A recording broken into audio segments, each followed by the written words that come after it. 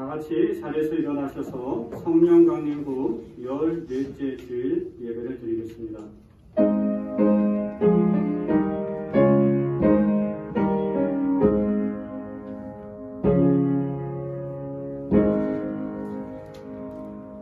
지존자의 은밀한 곳에 거주하며 전능자의 그늘 아래에 사는 자여, 야훼께서 내 피난처시요 내 요새이시며 내가 의지하는 너의 하나님이라고 말하여라. 그분이 너를 사냥하는 자의 덫과 죽을 병에서 건져주시오 당신의 날개로 덮어주시고 그 깃 아래 숨겨주시리라. 그의 진실하심이 너의 갑옷이 되고 방패가 되신다. 너는 밤에 찾아오는 공포와 낮에 날아드는 화살과 어두울 때 퍼지는 전염병과 밝을 때에 닥쳐오는 재앙을 두려워하지 아니하리로다. 1000명이 내 왼쪽에서 10,000명이 내 오른쪽에서 엎드러지나 이 재앙이 네게 가까이 하지 못하리라. 아멘. 하나님, 주의 이름을 부르며 예배드립니다.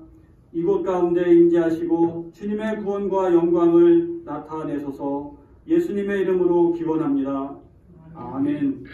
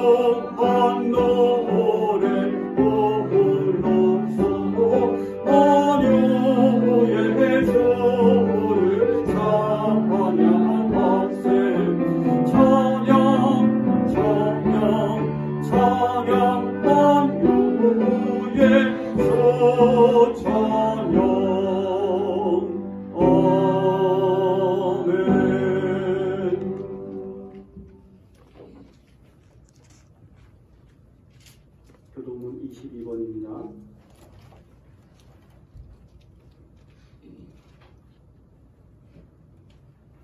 악을 행하는 자들 때문에 불평하지 말며 불의를 행하는 자들을 시기하지 말지어다. 그들은 풀과 같이 속히 배임을 당할 것이며 푸른 채소같이 쇠잔할 것입니다. 여호와를 의뢰하고 선을 행하라. 땅에 머무는 동안 그의 성실을 먹을 거리로 삼을지어다. 또 여호와를 기뻐하라. 그가 내 마음의 소원을 내게 이루어 주시리로다. 내 길을 여호와께 맡기라. 그를 의지하면 그가 이루시고 내 의를 빛같이 나타내시며 내 공의를 정오의 빛같이 하시리로다. 여호와 앞에 잠잠하고 참고 기다리라.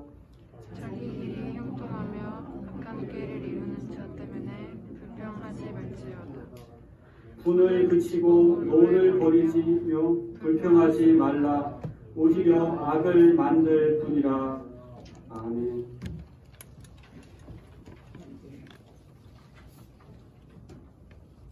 살아계셔서 우리와 함께 하시는 자비하신 하나님, 삶이 어둡고 막막할 때마다 주님은 우리의 희망이 되어 주셨습니다.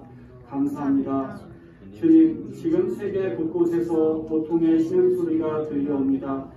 하이티는 강진으로, 아프가니스탄은 무장단체로, 북극은 빙하 손실로 아픔을 겪고 있습니다. 주님, 아픔을 겪고 있는 이들을 치유해 주시고 우리를 평화의 도구로 삼아 주십시오. 우리를 친구 삼으신 하나님, 주님은 위태하고 불확실한 우리 삶의 안내자가 되어 주셨습니다.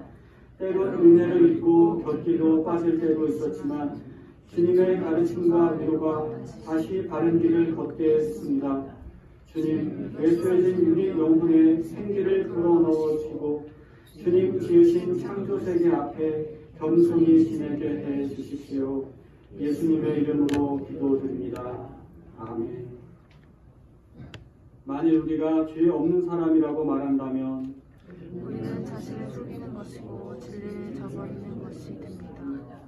그러나 우리의 죄를 하나님께 고백하면 진실하시고 의로우신 하나님께서는 우리의 죄를 용서하시고 우리의 모든 불의를 깨끗이 씻어주실 것입니다. 아멘. 이제 다 같이 우리의 죄를 고백합시다.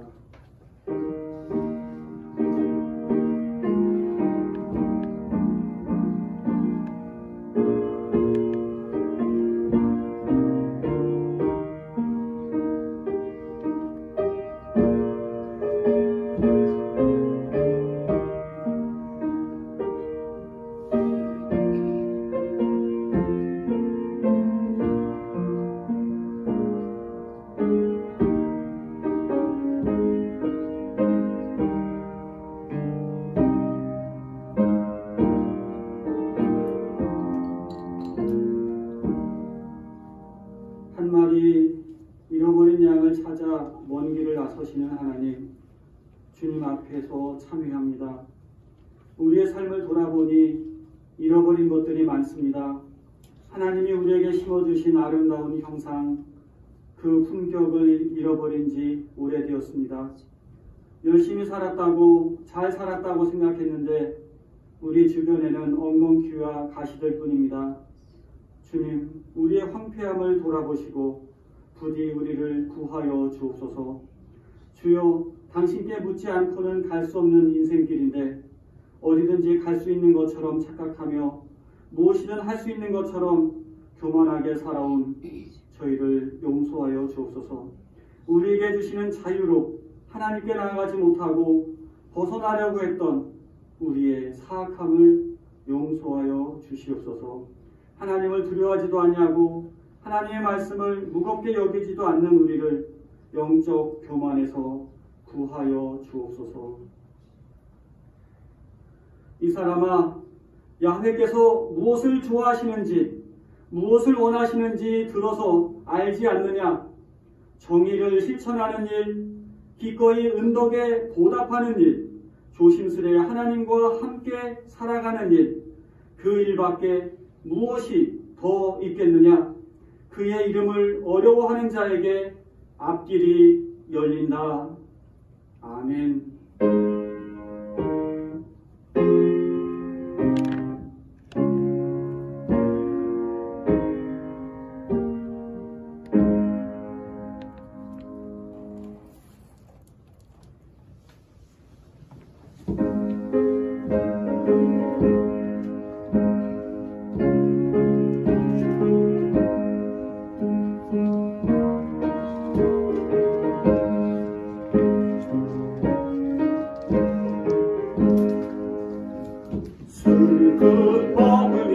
사람 예수 이름 믿으면 영원토록 변함없는 기쁨 마음 얻으리. 예수의 이름은 세상의 소망이요 예수의 이름은 천국의 기쁨일세. 거룩하신 주의 이름 너의 방패 삼아라. 환난 시험 당할 때에 주께 기도드려라. 예수의 이름은 세상의 소망이요 예수의 이름은 천국의 기쁨일세. 존귀하신 주의 이름 우리 기쁨 되도다. 주의 꿈에 안길 때에 기뻐 찬송 부르리. 예수의 이름은 세상의 소망이요 예수의 이름은 천국의 기쁨일세.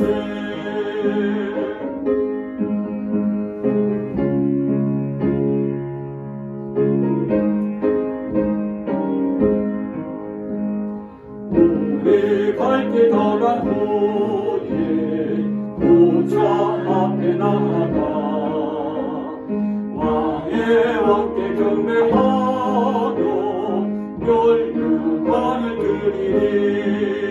예수의 이름은 세상의 소망이요 예수의 이름은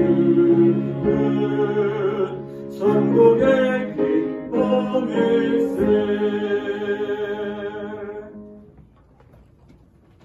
오늘 우리에게 주신 하나님 말씀은 신약 성경 누가복음 6장 말씀입니다.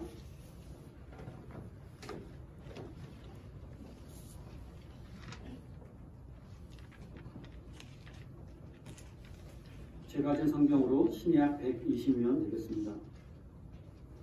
6장 31절부터 36절까지 한 절씩 교독하시겠습니다.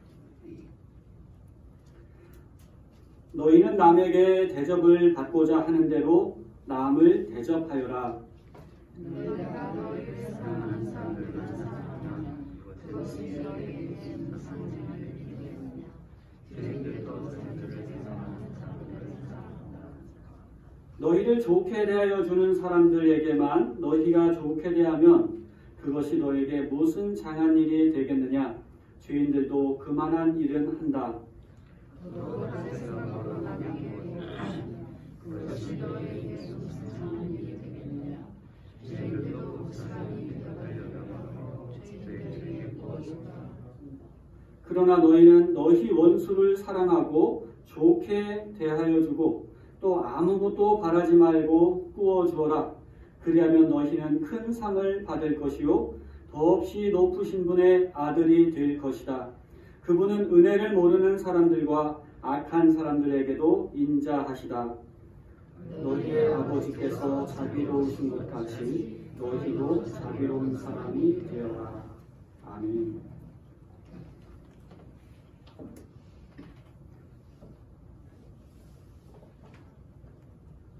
부름받은 우리는 또한 치유를 경험한 치유자로서 또 영적 성숙으로의 부름을 받았습니다. 영성학자 헨리 나우에는 영적 발돋움이라는 표현을 했습니다. 쭉 뻗어나간다는 거죠. 성장해 나간다는 것인데 그것을 발돋움이라는 표현을 했는데요. 세 가지 영역에서의 발돋움을 이야기했습니다. 뭐냐면 먼저는 개인적으로 자아를 향한 발돋움입니다. 외로운 자아, 외로움을 느끼는 자아에서 홀로 있음을, 고독을 이겨낼 수 있는 자아로, 홀로 있음은, 그래서 보면은 요즘 그 유튜브에 유명한 것들 중에 솔캠이라 그러죠. 솔로 캠핑. 여러분 캠핑 해보셨어요? 가족들 말고 혼자 여행, 혼자 캠핑하면 굉장히 한적하기도 하고 외롭기도 하고 또 가족이 그립기도 하고, 여행이 길어지다 보면 가족이 보이고 또 안 보였던 나 자신도 보게 되는 겁니다. 그런 굉장히 영성적인 느낌이 있습니다. 그래서 혼자 그 산에 가서 집을 짓고 음식을 해먹고 하는 것을 사람들이 보면서 치유를 느끼는 이유도 바로 이런 맥락이 아닌가 싶습니다.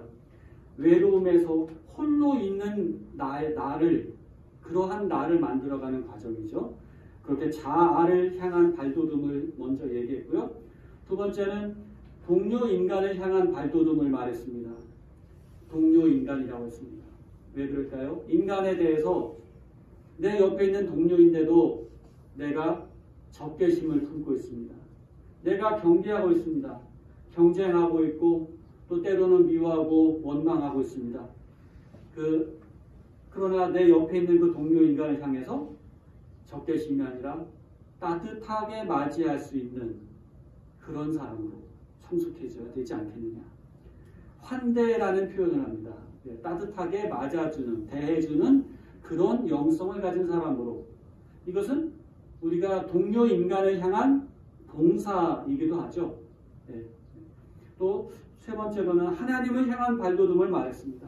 어떻게 우리는 하나님께로 향할 수 있을까요? 그것은 우리가 가지고 있는 꿈과 이상들을 기도함으로써, 기도로 풀어냄으로써 하나님을 향해 발돋움할 수 있습니다. 하나님께 우리의 환상과 기대뿐만 아니라 우리가 느꼈던 실망까지도, 낙심까지도 다 하나님께 가져가는 겁니다. 그래서 나의 현실뿐만 아니라 우리의 현실을 하나님께 가져가는 것, 하나님을 향한 발돋움이라고 했습니다. 그래서 자아를 향한 발돋움, 동료 인간을 향한 발돋움, 하나님을 향한 발돋움. 근데 저는 여기에 몇 가지를 더 추가하고자 합니다. 황금률의 영성을 추가하고 싶습니다. 너희는 남에게 대접을 받고자 하는 대로 남을 대접하여라. 이 말씀이 황금률이잖아요. 그렇죠? 윤리의 기초입니다. 근데 이것은 인간들의 방식입니다. 예수님께서 이것을 지적해 주셨어요. 죄인들도 이렇게 한다. 좋아하는 사람들, 너의 마음에 들어하는 사람들에게만 이렇게 하면 어떻게 하느냐. 다 그렇게 한다. 심지어 무엇을 받을, 대가를 받을 요량으로 거래하는 형식으로 잘해주는 것도 그것도 아니다 라고 하셨습니다. 예수님은 이 남에게 대접을 받고자 하는 대로 남을 대접하라는 평범한 이 상식적인 것을 뛰어넘어서 중요한 것을 지적해 주셨습니다. 우리에게 먼저 잘 대해주신 하나님을 생각하여라. 너희의 아버지께서 자비로우신 것 같이 너희도 자비로운 사람이 되어라. 그래서 당신이 이래서 내가 이런 것이 아니라 하나님이 먼저 그러하셔서 내가 이렇게 자비를 베풉니다. 이 뜻입니다. 그래서 제가 네 번째는 황금률의 영성을 추가를 합니다. 그리고 또 다섯 번째 마지막으로는 표적의 영성. 마가복음 16장 17절에 믿는 자들에게는 이런 표적이 따르리니 곧 그들이 내 이름으로 귀신을 쫓아내며 새 방언을 말하며 뱀을 집어올리며 무슨 독을 마실지라도 해를 받지 아니하며 병든 사람에게 손을 얹은 즉 나으리라. 우리 예수님께서 믿는 자에게 또 복음 전도자에게 이 약속을 주셨습니다. 우리가 예수님을 믿으면서 고독할 줄 알고 사람들에게 봉사할 줄 알고 기도할 줄 알고 또 자비롭게 대하는 것까지도 좋습니다만, 그러나 믿는 자에게는 또 다른 어떤 능력이 있어야 되지 않겠어요? 어떤 이런 기적을 통해서 하나님의 은혜를 우리가 굉장히 크게 경험할 수가 있는 겁니다. 다른 영성들은 사실 나 자신을 드러낼 수 있고 내가 칭찬받을 수 있는 거거든요. 그런데 이 기적의 영성은 하나님을 확실하게 드러낼 수 있는, 경험할 수 있는 그것입니다. 살아계신 하나님의 함께 하심을 우리가 체험한다면, 그것을 내가 체험하고 가족의 공동체에서 체험한다면 그것만큼 큰 위로가 어디 있겠습니까? 강한 역사심이 있어야 된다. 여러분 이걸 두려워하지 마십시오. 혹시라도 여러분 주변에 기도할 일이 있으면 기도를 해주세요. 기도할 사람이 없거든요. 왜냐? 믿는 사람이 나밖에 없으면, 믿는 사람이 있더라도 나서서 기도할 사람이 없으면 묻히는 거거든요. 그냥 주님의 이름으로 기도하고 손을 얹고 그렇게 해서 기적이 일어나든 안 일어나든 우리는 믿는 자로서 주님의 이름으로 선포하는 겁니다. 특별히 저는 여기에 그 표적의 영성 중에 또 하나를 생각하는데, 무슨 독을 마실지라도 해를 받지 아니한다는 이 말씀에 주목해 봅니다. 여러분 우리가 살면서 독을 많이 마십니다. 음식에서의 독의 문제가 아니고 말의 독을 마십니다. 왜 독설이라 그러죠? 사람이 말에 독을 섞어서 쏘고 있습니다. 우리가 나도 쏘고 너도 쏘고, 그러니까 그걸 맞아요. 우리가 무슨 독을 마실지라도 해를 받지 않는 영성이 필요합니다. 공자님이 말씀하신 이순, 귀가 순해졌다. 나이가 70이 먹으니까 그 당시로 70이면 뭐 거의 신선급이죠. 다 사신 거죠. 여러분 우리가 가는 말이 고와야 오는 말이 곱다, 이런 속담도 합니다. 그런데 따질 때 그래요. 야, 가는 말이 고와야지 오는 말이 곱지, 이렇게 얘기를 하지, 오는 말이 고와야 가는 말이 곱다, 이런 말은 안 하거든요. 그런데 속담을 만드신 분의 의도는 그렇습니다. 가는 말이 고와야 된다. 우리는 오는 말이 곱기를 바라고 있어요. 그렇죠? 오는 말은 그 사람 몫입니다. 나의 몫은 가는 말입니다. 가는 말을 곱게 해야 된다. 그래서 온 국민이 이 가는 말을 곱게 하면, 이 원리를 우리 국민이 체득하면 우리 사회가 한결 밝아지지 않을까. 저는 이 부분을 어느 기회가 되면은 이 연사 힘차게 외칩니다. 이렇게도 한번 하고 싶습니다. 말의 독을 받지 않는 그런 영성, 우리 삶으로 나타나는 가장 일상적이고 현실적인 영성이 아닐까 싶습니다. 특별히 오늘은 이 영성 중에서 동료 인간을 향한 발돋움을 한번 살펴보고자 합니다. 사람에 대한 적개심에서 환대로 바꾸는 일이 우리에게 필요합니다. 환대, 손님을 따뜻하게 맞이하는 일이 얼마나 복된 일인지 성경에서 누누이 말씀해주고 있습니다. 창세기 아브라함은 3명의 낯선 사람을 극진히 대접하면서 음식을 제공했습니다. 그때 그 낯선 분이 갑자기 나는 하나님이다, 이렇게 자신을 드러내 주시면서 축복해 주시기를, 너의 아내 사라가 내년 이맘때 아들을 낳을 것이다, 그렇게 복을 빌어줬습니다. 약속을 줬습니다. 약속대로 됐죠. 또 사렙다의 과부는 엘리야에게 먹을 것도 주고 잘 곳도 마련하고 심지어 침상과 책상과 등불을 마련해 줬습니다. 하나님의 사람이 쉬고 공부하고 기도하고 연구할 수 있도록 그 여건들을 마련해 줬습니다. 그러니까 엘리야가 처음에는 떠돌이인 줄 알았는데 보니까 엘리야가 나는 하나님의 사람입니다, 이렇게 밝히죠. 처음부터 이렇게 써 있는 건 아니었죠. 몰골이 안 좋았던 거죠, 처음에는. 그런데 나중에 그렇게 밝히고 그러면서 이 과부를 축복해 주니까 과부에게 많은 기름과 식량이 넘쳐났고, 또 과부의 죽은 아들을, 사고로 죽었던 아들을 살려주는 그런 놀라운 기적이 일어났습니다. 또 신약 성경에 보면 간수는 죄수였던 바울과 실라를 극진히 간호해 줬죠. 그러니까 바울과 실라가 간수의 복음을 전하면서 그때 그의 가정이 주 예수님을 믿고 구원을 받았습니다. 엠마오 마을로 가는 두 제자는 길에서 낯선 사람을 만났는데, 이 낯선 분이 밤늦게 묵을 데가 없이 그냥 갈라 그래요. 가지 마시고 우리하고 같이 지내고 자고 하면서 저녁 식사도 같이 하는데, 그분이 그 손님에게 손님 호스트의 자리를 줬죠. 그러니까 손님이 떡을 떼서 딱 주니까 그걸 받는 순간 아, 이분이 부활하신 예수님이구나. 이거를 깨닫고 이 제자들의 마음이 뜨거움을 경험했습니다. 저는 이 손님을 대접했던 이 이야기들, 이 이야기들의 성경 이야기들의 패턴을 보자면 처음에는 모르고 만났어요.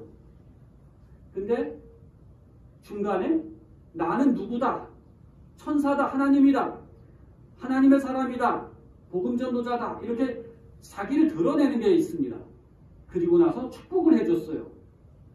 그런데 이 엠마오 마을로 가는 두 제자의 얘기, 예수님을 만난 이야기에서 예수님은 나는 누구다 얘기를 안 하셨어요. 다만 떡을 떼어서 주셨어요. 여러분, 이게 굉장히 중요한 포인트가 되는 겁니다. 성경에 나와 있는 이야기 패턴인데 거기 다른 모습이요. 이것은 예수님께서 떡을 떼어주시는 것입니다. 다른 말씀하신 게 없어요. 떡을 떼는 것. 이것이 그리스도인의 표식이야. 그러니까 예수님은 계속 사역 초기부터 계속 죄인들과 세리들과 계속 밥 드시고 술도 드시고 막 그러셨잖아요. 그래서 먹보다 술꾼이다 이런 욕을 들으셨잖아요. 떡을 떼는 것. 이 거룩한 예식으로, 영혼을 돌보는 예식으로 이렇게 예수님이 승화시켜 주셨습니다. 그래서 이 먹는 게 얼마나 중요한가 생각해 보니까 우리가 구약 성경에 나오는 제사장들 있잖아요.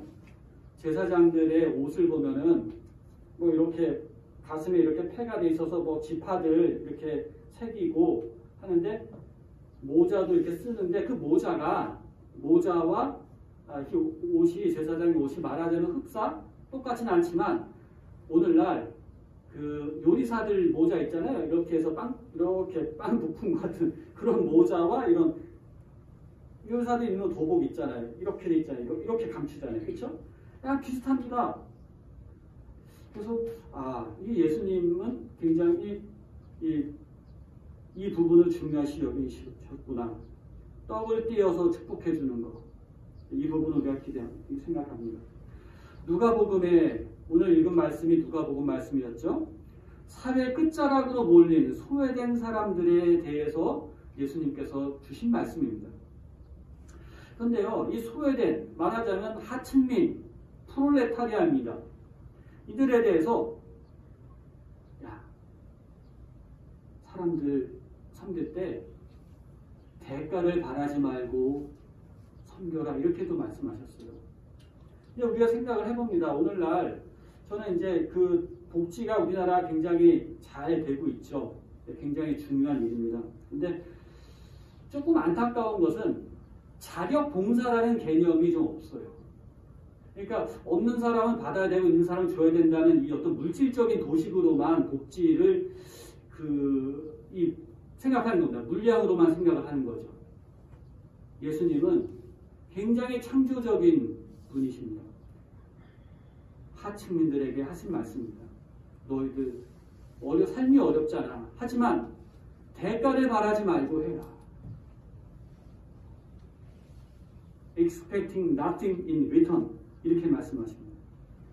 사랑하는 사람에게만, 좋게 대하는 사람에게만 하는 거, 죄인들도 하고 다들 그렇게 하는 거예요. 도로 받을 생각에 남에게 부어주면 그건 장한 일이 아니야. 죄인들도 그런 거래는 다 하는 거다. 하나님의 사람은 아무것도 바라지 말고 부어주어라. 그럼 어떻게 받아요? 없는 사람이 없는 사람에게 부어주는데 어떻게 받아요? 이거 참 난감한 일이거든요. 그런데 너희는 큰 상을 받을 것이다 말씀하십니다. 더 높으신 분의 아들이 될 것이다. 엄청난 권세를 약속하셨습니다. 큰 상을 받을 거라고 했는데 누가 줍니까? 하늘의 아버지께서 주신다는 말씀입니다. 그래서 너희 아버지께서 자비로우신 것 같이 너희도 자비로운 사람이 되어라 하셨습니다. 이상의 이 성경 이야기들을 보면 따뜻하게 맞이하는 것은 굉장히 중요한 미덕입니다. 이것은 이 손님에게 주인이 좋은 선물을 주는 거고 새로운 삶을 가져다 줄 수 있는 놀라운 창조의 자리가 되는 겁니다. 아무것도 모르는 낯선 사람을 우리 집에 맞아들인다는 거 사실은 목사님 오늘날 시대에는 굉장히 어려운 겁니다.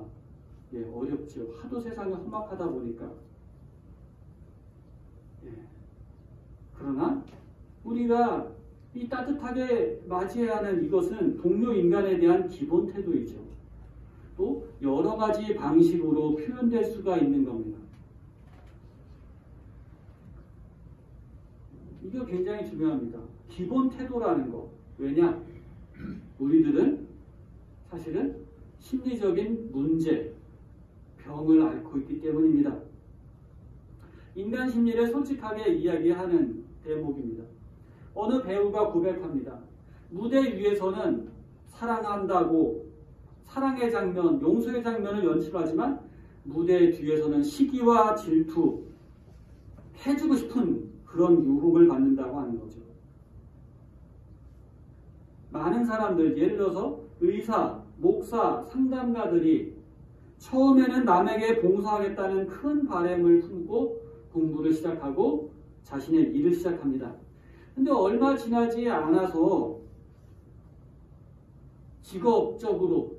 직업인이 돼가는 거죠.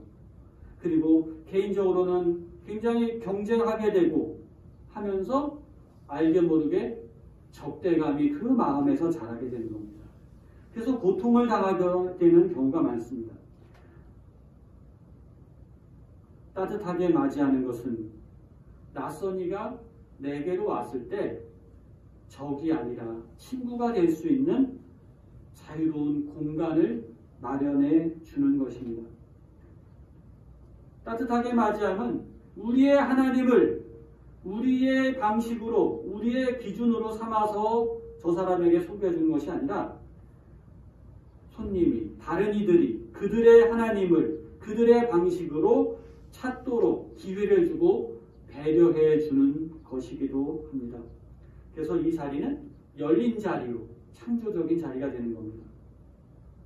그렇다고 이게 여러분 동료 인간이라 했을 때 꼭 손님만이 아닙니다. 배우자일 수도 있고 가족일 수도 있고 친척 이웃일 수도 있는 겁니다. 무조건 받아주라는 말이 아닙니다. 정확하게 진단을 할 필요가 있죠. 귀 기울여 들어서 그에게 무엇이 필요한지를, 무슨 도움이 필요한지를 깨닫는 것이 필요합니다. 그리고 분명히 선을 그을 필요가 있어요. 받아들여질 부분과 맞부딪혀야 될 부분, 거절할 부분을 분명히 구분할 수 있어야 됩니다.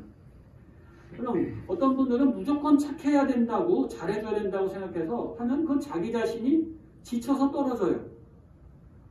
또 인정받으려고 하다 보면 어떤 실수를 하게 되고 거짓말도 하게 되고 오히려 그 섬김이 거짓이 될 수도 있습니다. 그런 함정을 경계해야겠죠. 우리가 자녀들의 요구를 받아주기만 하면 아주 버르장말이 없는 응석바지가 돼서 그의 인생이 파괴될 것입니다. 아무리 좋은 지식이고 좋은 이야기더라도 그가 탐구하지 않고 고민하지 않는 상태에서 주는 답이라면 배움의 의미가 떨어지는 겁니다. 물론 사람들을 받아들여줘야죠. 받아주고 나서 그 다음에 커팅한다든가 맞받아쳐주는 거는 어느 정도는 괜찮습니다만 조심해야 될 게 내가 사람을 공격하는 것이 아닌가? 이런 것을 주의해야 되죠. 그래서 이런 이유에서 사람들이 불편한 이야기하는 것을 꺼립니다. 그러면 어떻게 하는 것이 사람을 따뜻하게 맞이하는 것인가? 실제적인 몇 가지 손님을 초대하거나 하는, 사람을 만나거나 하는 것, 그 원리들을 한번 살펴보겠습니다. 코로나가 맞춰지면 우리는 이렇게 할 수 있도록 배우고 준비하면 좋겠습니다. 이 환대라는 것, 손님 따뜻하게 맞이하는 것, 이것은 hospitality, 이것은 hospital. 병원이란 말하고 동일한 어원에서 나온 겁니다. 돌본다는 거죠. 둘 다 치료한다는 겁니다. 우리가 누군가에게 우리 집에 한번 들러요. 이렇게라고 말을 하지만 그냥 툭 던진 말이지만 그것은 상대방에게 저 사람이 나를 소중하게 생각하고 있구나 하는 의미로 받아들이게 됩니다. 지인들에게는 이런 얘기가 필요한 사람들이 있습니다.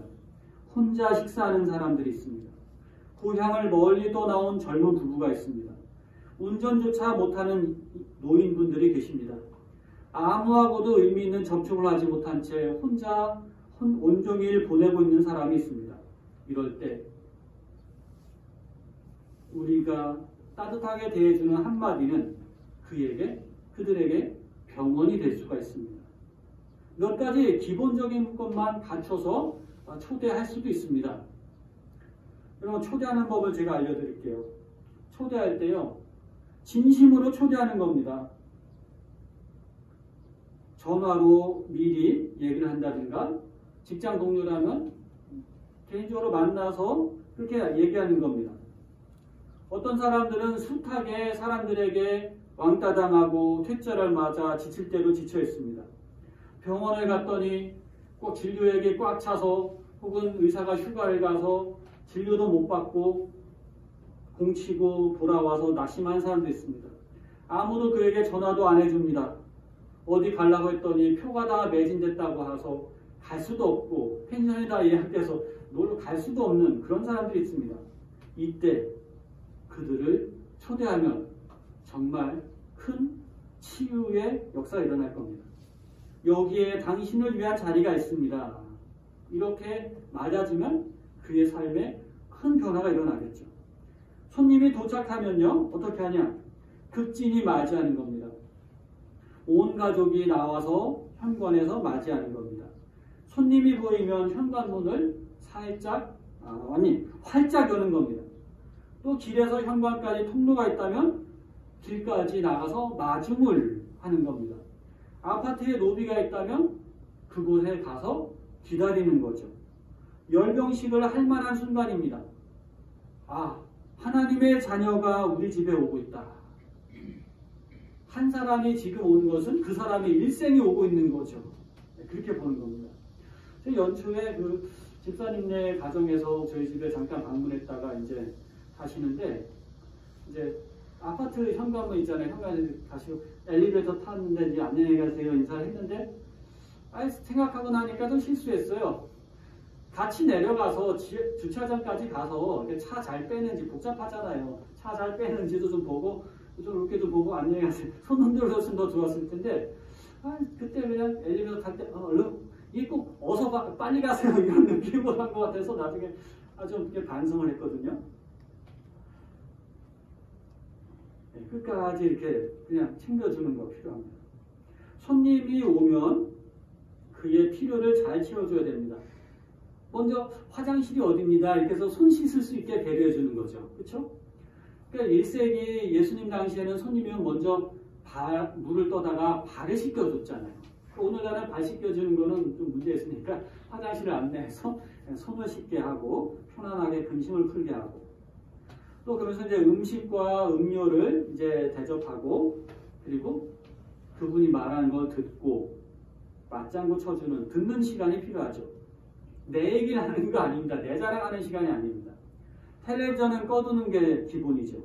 방해되는 음악도 꺼두고, 또 손님 가실 때는 축복하면서 배웅하는 겁니다. 이렇게 와주셔서 감사합니다. 이렇게 하고, 또 안전하게 귀가하도록 기도하겠습니다. 이렇게 기도해도 될까요? 이렇게 물으면 됩니다. 그리고 떠나는 그분에게 덕담을 주고 또 갈 때 손도 흔들어주고 하는 겁니다. 근데 이제 우리가 사람들을 초청하지 못하는 게 이유가 몇 가지가 있어요. 이걸 살펴보세요. 여러분 들어보세요. 우리에게는 평범한 식탁이 누구에게는 잔치상입니다. 우리는 내 집이 작다고 생각하지만 외로운 사람에게는 성이나 다름없습니다. 우리는 거실이 난장판이라고 생각하지만 삶이 난장판인 사람에게는 성소입니다. 우리는 음식이 너무 보잘것없다고 생각하지만 매일 저녁을 혼자 먹는 사람에게 종이 접시에 차려낸 돼지고기와 통조림 콩은 안심 스테이크 맛입니다. 우리에게 작은 것이 어떤 이에게는 거대합니다. 교회 여러분, 참 그래요. 우리 삶이 녹록지가 않습니다. 근데 가난이 훌륭한 주인을 만든다고 했습니다. 이 참 어려운 말씀이에요. 그러나 굉장히 깊은 말씀입니다. 가난이 훌륭한 주인, 사람을 따뜻하게 맞아주는 좋은 주인을 만든다는 말씀입니다. 섬김을 위한 훈련에는 자기를 비우는 고통스러운 과정이 따르기도 하지만 굉장히 이것을 거치면 정말 훌륭하고 멋진 사람이 될 수 있다는 겁니다. 사람이 사람을 경계하는 시대에 우리는 살고 있습니다. 오늘 말씀을 새깁시다. 너희의 아버지께서 먼저 너희에게 자비롭게 대해 주신 것과 같이 너희도 다른 사람에게 자비로운 사람이 되어라. 아멘. 우리에게 자유와 해방을 주신 하나님, 우리가 두려움 없이 사람들을 대할 수 있기를 기도합니다. 우리 마음에 당신의 사랑을 충만하게 부어주셔서 따뜻한 손길로 섬길 수 있는 삶의 영성을 배우게 하옵소서. 가진 것의 많고 적음이나 배움의 유무를 떠나서 그리고 국적이나 피부색, 사상이나 종교를 초월하여 내 개인의 취향, 선호도를 내려놓고 자비로운 마음으로 사랑하도록 우리를 도우시옵소서. 우리 주 예수님 이름으로 기도드립니다. 아멘.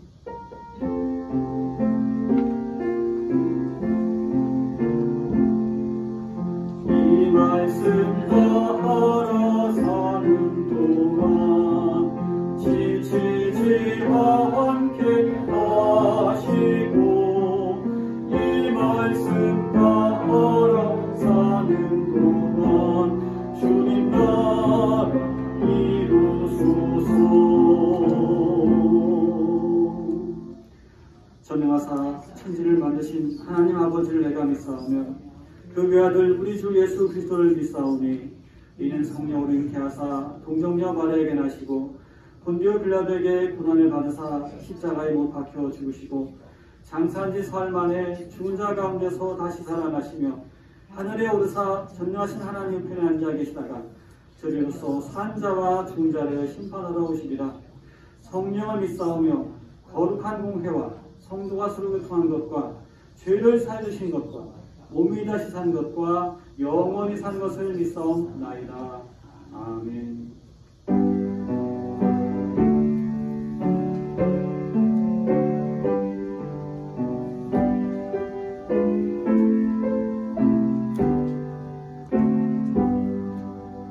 나의 생명 드리니 주여 받아 주셔서 세상 사랑 날 동안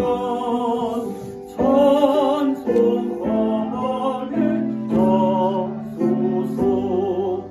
손과 발을 드리니 주여 받아 주셔서 주의 이름 위하여 민족하게 하소서. 나의 음성 드리니 주여 받아 주셔서 주의 진리 말씀만 전파하게 하소서. 나의 몸아 들리니 주여 받아 주셔서 하늘 나라 위하여 주 뜻대로 쓰소서.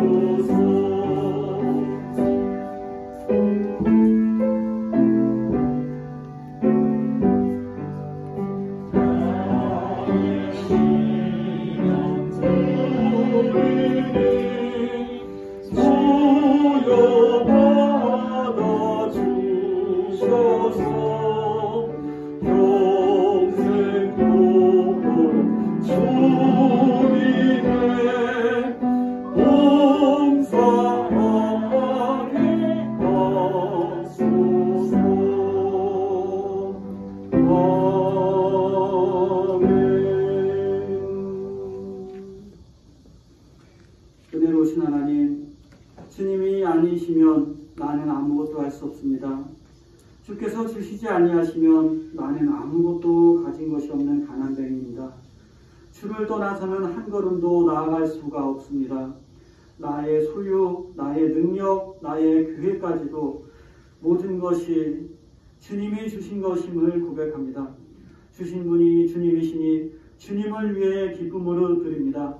주 뜻대로 사용하여 주시옵소서. 주님, 우리는 가난과 절망의 땅에서 소망의 씨를 뿌렸고 기적의 꽃을 활짝 피웠습니다. 잿더미가 됐던 이 나라의 폐허를 열심히 가꾸어 땀 흘려 노력하여 번영의 열매를 거뒀습니다. 주님, 우리나라를 부강하게 하시고 한국 교회를 성장시켜 주심에 감사드립니다. 우리가 약할 때 도움을 받았으니 이제는 받은 복의 열매를 나누는 섬김의 나라가 되게 하옵소서.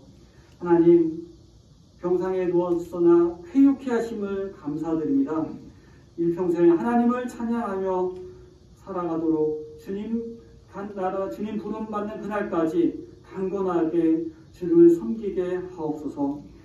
공부가 잘 맞춰져 졸업을 했습니다. 하나님, 귀한 딸의 앞길 가운데 함께 하셔서 그 재능과 그 갈고 닦은 실력으로 하나님께 영광이요 많은 사람들의 마음과 영혼에 감동을 주고 생기를 전해줄 수 있는 귀한 일에 당신의 딸을 사용하여 주시옵소서. 농림병원 이사를 이제 다다음 주 하게 됩니다. 그리고 약국도 그 전에 들어가게 됩니다. 하나님, 이 모든 일이 순조롭게 되도록 주님 역사해 주시고 걸림이 없도록 하나님 함께하여 주시옵소서. 오늘 예배를 드리고 저희들의 집에 돌아가는 발걸음도 지켜주시고 한 주간의 삶을 주의 은혜 안에서 강건케 하여 주시옵소서. 언제나 살아 역사하셔서 우리와 함께 하시는 예수님의 이름으로 기도드립니다. 아멘. 예배 함께 하신 여러분 환영합니다. 우리 권 집사님, 이 집사님 학회 때문에 못 오셨는데요. 오늘 책을 봐야 되는데 우리 마을 의사로 살아가고 있습니다 하고 책을 출간했습니다. 네, 축하를 드립니다. 또 이예연 청년의 대학 졸업을 축하합니다. 산업 디자인하고 문예 창작도 하고 해서 제가 그랬습니다. 네가 책도 쓰고 네가 책 디자인도 다 하고 혼자 다 하면 어떡하니. 예. 우리 이 집사님 댁에 지금 코로나로 또 어려움을 겪고 있지만 오히려 가뭄 중에 많은 풍년과 같은 은혜를 가족에게 베풀으셨네요. 감사합니다. 농림병원 이사일 9월 9일입니다. 그 약국도 이번 주도 준비해서 들어가려고 합니다. 그래서 이사와 준비 모든 절차가 순조롭게 이루어지기 위해서 기도해 주시길 바라고요. 또 이 농림병원이 이렇게 건립이 되는데 우리 교회에서도 기여를 좀 했으면 하는 마음이 늘 들었습니다. 그래서 그런 마음들을 모아주시기 바랍니다. 그래서 주일 아침마다 공무원들이 와서 얘기를 하는데요. 체크하고 하는데 우리 교회는 이제 예배 인원 20명까지 보통 이제 이렇게 이래저래 얘기하는데 지역마다 조금씩 차이가 있습니다. 근데 안성은 교회마다 20명 넘기지 않는 선에선 예배를 드려달라 이렇게 했으니까 우리는 이상이 없습니다. 그리고 이제 1차, 2차까지 다 맞으신 분 계시고 이제 1차 진행 중이고 하니까 백신도 다 맞아가시니까 이제 그런 거 두려워하지 마시고 예배에 참여해 주시면 감사하겠습니다. 다 같이 자리에서 일어나셔서 인사 나누겠습니다. 우리 장로님 아프시지 마시고 강건하시기 바랍니다. 권사님도 강건하시길 바랍니다. 서로 인사하겠습니다. 존경합니다. 사랑합니다. 축복합니다. 건강하십시오. 아프지 마십시오. 주님의 은총에 감사하십시오. 동행해 주신 은혜에 감사하며 자신을 부지런히 연단하십시오. 주님은 세상을 치유할 동역자를 찾으십니다. 너의 있음이 나의 있음이 되는 세상을 만드십시오. 주님의 마음을 시원하게 하는 자유로운 그리스도인이 되십시오. 주님께서 베풀어 주신 은혜에 감사하며 지금 할 수 있는 일부터 시작하겠습니다. 진리이신 주님과 함께 자유와 평화의 세상을 만들어 가겠습니다. 주님, 우리의 동행이 되어 주십시오. 아멘.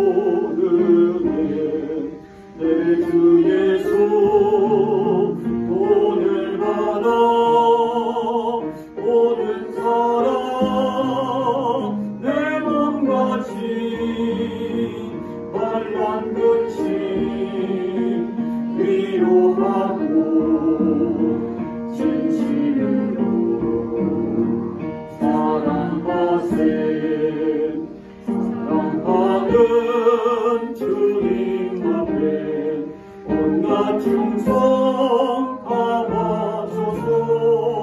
괴롭구나 즐겁구나 주님만 있어서 기회 우리 주님 거룩한 손 제자들의 발을 씻어 남 섬기는 종의 도를 용서해 보이셨네.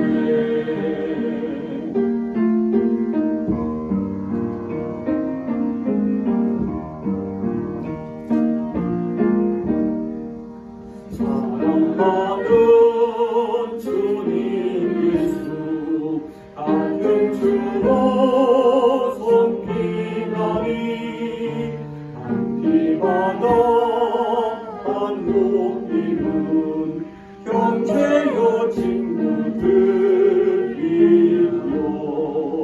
안 뭔가씩 신비라고 마음으로 하나 되어 우리 주님 크신 뜻을 지성으로 준행하세. 우리의 과거를 아시고 현재의 형편을 아시고 미래를 밝은 소망으로 인도하시는 우리 주 예수 그리스도의 은혜와 어머니의 태소 우리가 생기기 전에 이미 우리를 계획하시고 당신의 자녀로 창조하신 하나님 아버지의 크고 놀라우신 사랑하심과 우리가 약한 존재임을 아시고 넘어지고 쓰러질 때에도 보호하시고 일으켜 바른 길 가게 하시는 성령님의 교통하심이 사랑하시는 자녀들 백성교회 모든 교우들에게 이제로부터 영원히 함께 하시길 축원하옵나이다. 아멘.